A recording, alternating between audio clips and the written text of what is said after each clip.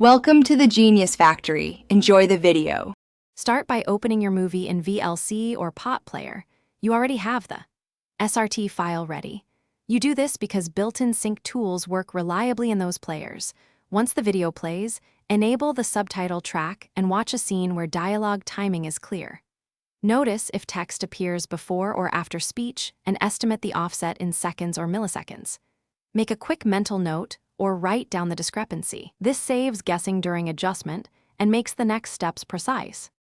Now adjust subtitle timing directly.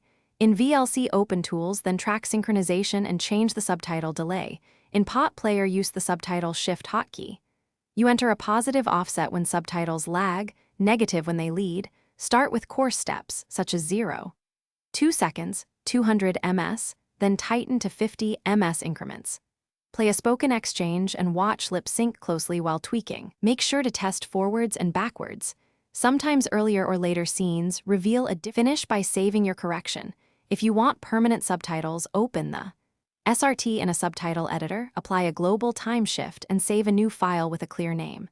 If problems persist, check encoding UTF-8, the movie frame rate, and ensure you're using the correct subtitle version. Mismatches there cause drift. If subtitles gradually go out of sync, retime them in segments or convert the SRT to match the movie's FPS. One tip: if nothing helps, try a different player to rule out player-specific bugs. Thanks for watching. If you found this helpful, don't forget to like and subscribe.